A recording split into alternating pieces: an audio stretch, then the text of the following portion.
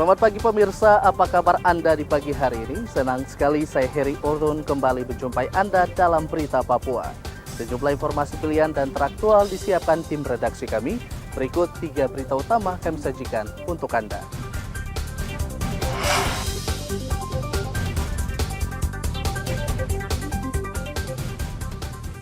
Cuaca buruk masih terjadi di Merauke, sejumlah perahu nelayan rusak karena bertabrakan di pelabuhan.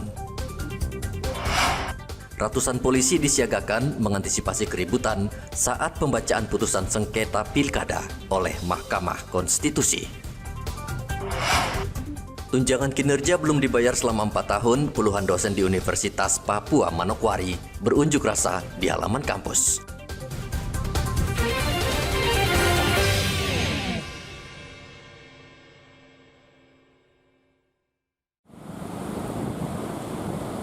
Cuaca buruk masih melanda perairan selatan Papua. Tinggi ombak mencapai lebih dari 2 meter, disertai hujan dan angin kencang. Banyak nelayan tidak berani mencari ikan karena beresiko tinggi. Mereka terpaksa menunggu hingga cuaca membaik, namun perahu mereka justru banyak yang rusak. Kerasnya hempasan ombak menyebabkan perahu nelayan saling bertabrakan hingga hancur. Mereka terpaksa menarik perahu mereka lebih jauh ke darat agar aman. Ada berapa perahu yang rusak itu di Binaloka tadi tuh? Ya sekitar ada ya 2 buah. 2, itu kenapa sampai bisa rusak Pak Hasan? Rusak karena pecahan ombak dari luar. Mestinya kan ada tanggul sekarang, jadi tambah keluar pecahannya sampai di pinggir. Malah juga kalau tidak langsung kesandar ke darat itu malah dia tambah. Padahal sudah diamankan sedikit Ya, ya? sudah diamankan begitu. Tapi ombak kencang gitu ya? Ombaknya kencang sekali. Begitu di apa ini di pantai Binaloka Lampung 1 ini. Cuaca buruk diperkirakan masih akan terjadi hingga akhir Februari mendatang. Nelayan diimbau untuk berhati-hati dan lebih baik untuk sementara tidak mencari ikan hingga ke tengah laut karena beresiko tinggi. Muhammad Ridwan melaporkan dari Merauke, Papua Selatan. Cuaca buruk menyebabkan ratusan kapal ikan terpaksa sandar dan berlindung di sekitar pulau kecil di perairan Arafura. Badai laut yang menerjang kawasan di perairan ini menciutkan nyali nelayan untuk mencari ikan. Badai diperkirakan terjadi hingga akhir Februari mendatang. Radar itu 5 hari, 5 hari nge-fax, 5 hari nge-fax. Itu baru 5 hari itu sampai tanggal 6 tetap cuaca masih buruk. Nah seterusnya belum ketahuan lagi kan, karena belum lewat harinya. Kalau badai begitu dampaknya apa di kapal itu?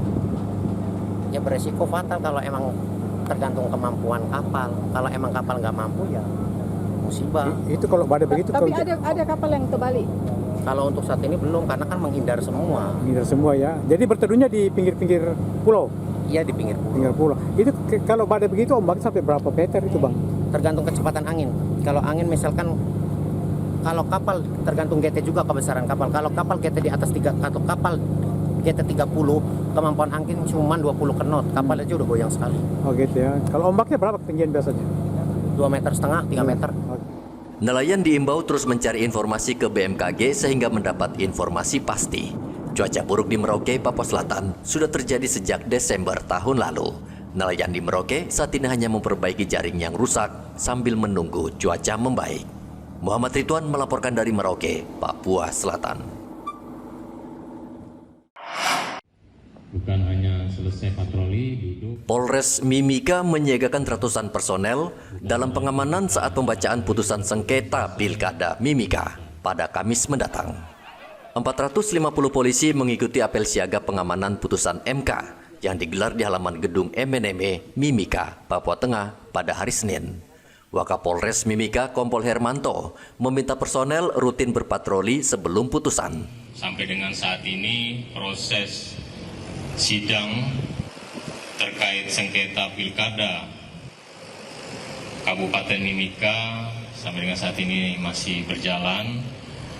Namun dengan demikian kita dapat mengetahui bersama ataupun perkiraan-perkiraan sehingga kita dapat mengantisipasi hal-hal yang tidak diinginkan di Kabupaten Mimika.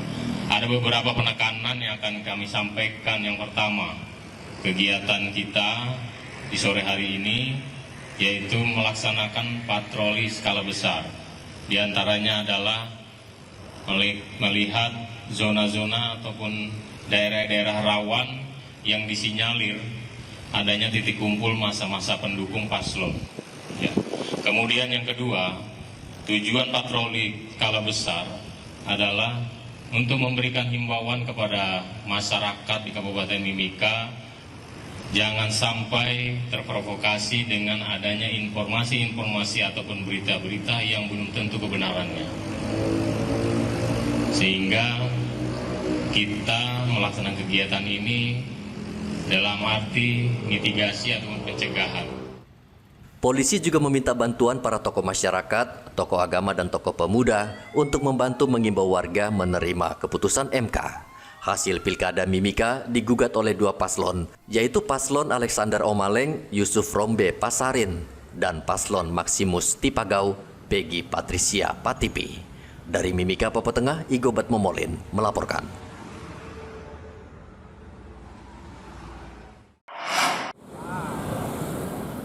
Jelang pembacaan putusan perselisihan hasil pemilihan kepala daerah oleh Mahkamah Konstitusi pada Kamis mendatang, penjabat Gubernur Papua mengimbau warga menerima hasilnya. Ramses Limbong meminta warga Papua menerima putusan MK karena keputusan MK merupakan keputusan tertinggi dalam tingkatan perselisihan pilkada. Selain masyarakat, pasangan calon gubernur yang menggugat juga diimbau legowo. Apapun putusan hukum dari MK, itulah kita harus bisa menerima. Ya, siapa yang menang ya mari kita dukung. Ya, mari kita awasi, mari kita kritisi. Yang tidak beruntung nanti 5 tahun ke depan silakan berkontestasi. Kan gitu. Lama sekali. Ya kan 5 tahun jaraknya. Ya itu harapan saya jangan karena kegiatan 5 tahunan ini masyarakat kita jadi terpecah. Itu nanti akan membawa setback di dalam pembangunan Provinsi Papua ke depan. Jadi harapan saya mari kita terima kekalahan maupun kemenangan itu dengan penuh syukur. Ya, itu. Untuk pelantikan gubernur definitif, Bapak, kesiapan dari Pemprov.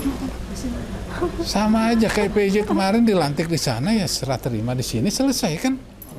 Nggak ada acara seremonial atau apapun itu. Paling salah terima selesai. Ya. Itu kira-kira.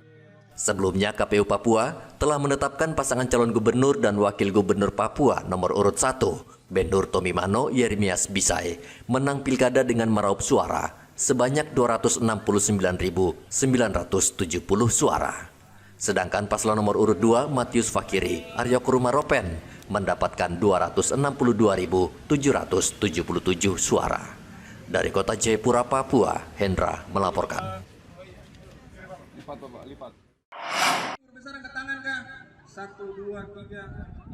Puluhan dosen di Universitas Papua, Manokwari, Papua Barat, Senin kemarin berunjuk rasa di halaman kampus.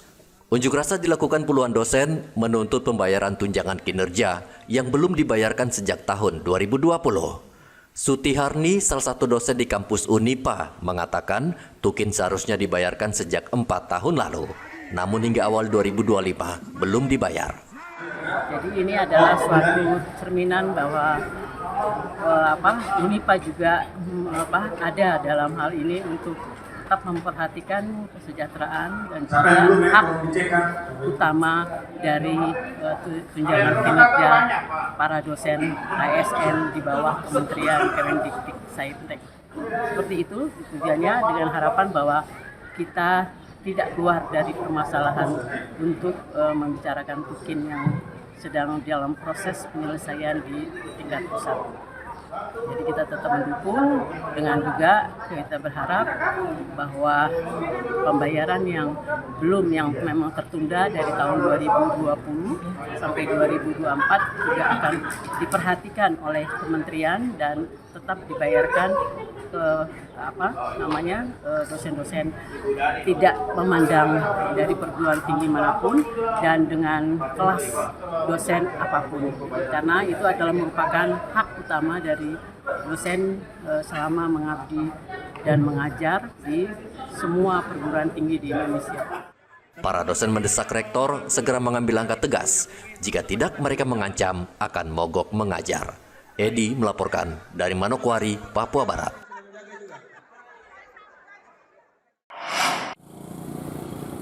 Dinas Kesehatan Merauke saat ini tengah mempersiapkan cek kesehatan gratis bagi masyarakat yang merupakan program unggulan Presiden Prabowo.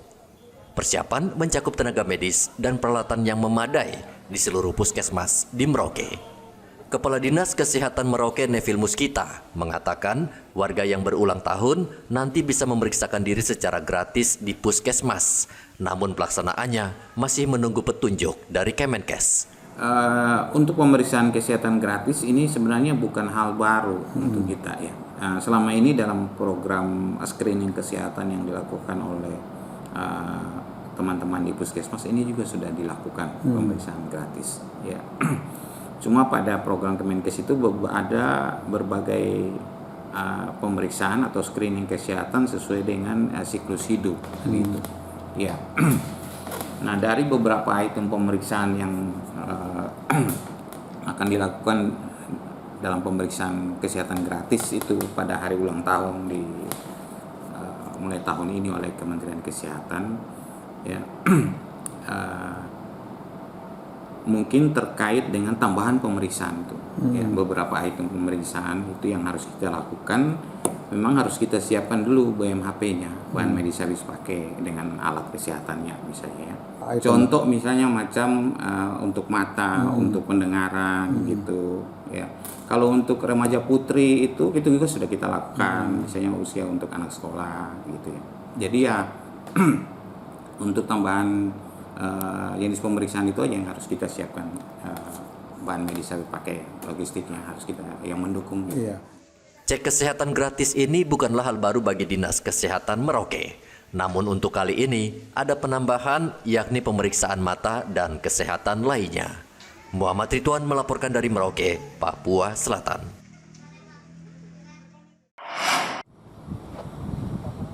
Dinas Kesehatan Merauke mencatat kasus HIV di Merauke tahun lalu masih banyak diidap kalangan ibu rumah tangga. Mereka menjadi korban akibat tertular dari suami akibat seks bebas. Menurut catatan Dinas Kesehatan Merauke, dari 198 kasus HIV yang terjadi tahun lalu, 35% adalah ibu rumah tangga, kemudian kalangan petani, ASN, hingga pelajar dan mahasiswa. Kita tahu sendiri bahwa orang dengan kekebalan tubuh yang menurun misalnya karena HIV itu akan rentan, yang sangat rentan terinfeksi TB gitu. Oleh sebab itu program ini kita lakukan secara rutin dan selama ini kalau kita lihat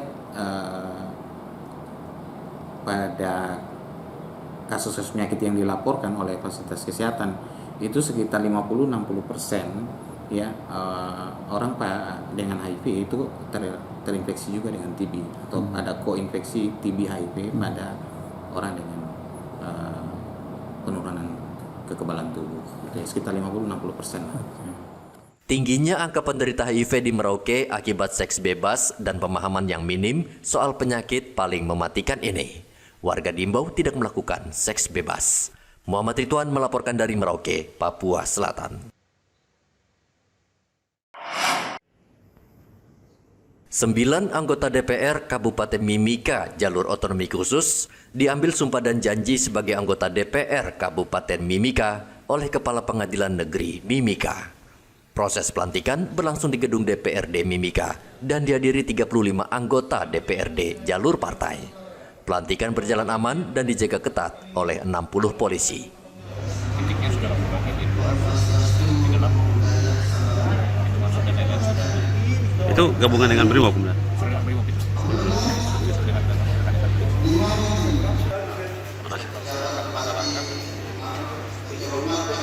Tidak deteksi. Dengan dilantiknya 9 orang DPRK Kabupaten Mimika, maka total anggota DPRD Kabupaten Mimika sebanyak 44 orang, yang terdiri dari 35 orang melalui jalur partai politik dan 9 orang DPRK diangkat melalui jalur otsus. Dari Mimika, Papua Tengah, Igobat Momolin melaporkan. Pemirsa, informasi tadi mengakhiri jumpa kita dalam Berita Papua. Saya Heri Orun mewakili seluruh kerabat kerja yang bertugas mengucapkan terima kasih atas kebersamaan Anda. Selamat pagi, selamat beraktivitas, dan wanyambi.